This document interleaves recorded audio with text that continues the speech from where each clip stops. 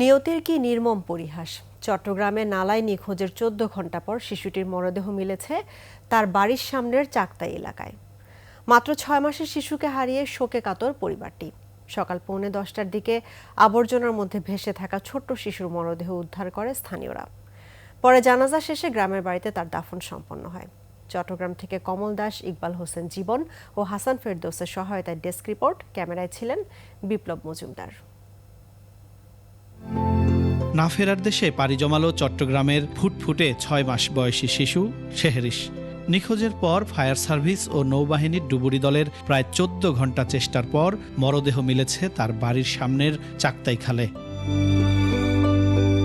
নগরীর আসাদগঞ্জ চামড়া গুদাম এলাকায় আবর্জনার মধ্যে ভেসে থাকা শিশুর মরদেহ উদ্ধার করে স্থানীয় জনতা। পরে পুলিশ ও ফায়ার সার্ভিস শিশুটিকে তার পরিবারের কাছে হস্তান্তর করে। এ সময় হৃদয় বিদারক দৃশ্যের সৃষ্টি হয়। খালের পাপ থেকে দেখতেছে একটা শিশু নিচে খালে পড়ে রয়েছে, হাত একটা মাটির নিচে আর পা দুটো উপরে, একটা হাত উপরে। পরে জানাজা শেষে শিশুর গ্রামের বাড়িতে তার দাফন সম্পন্ন হয়।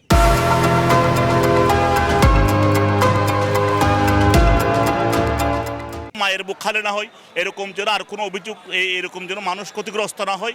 আমরা অতি শীঘ্রই এরকম যেগুলো অসঙ্গতি আছে এগুলো খুব দ্রুত সময়ে যেন আমরা রেলিং, স্ল্যাব সহ এগুলো যেন আমরা দ্রুত সময়ে রিফারিং করে নিই। এর আগে রাতভর নগরীর চকবাজার কাপাসগোলা নালায় উদ্ধার অভিযান চালায় ফায়ার সার্ভিস ও নৌবাহিনীর ডুবুরি দল। স্রোতবাহী একটা খালের মতো একটা ড্রেন, বড় ড্রেন, সেখানে যখন বৃষ্টি হয়েছে প্রচণ্ড স্রোত ছিল। বাচ্চাটা যখন পড়ে গেছে, তার মা উঠছে, বাচ্চাটা উঠতে পারে নাই।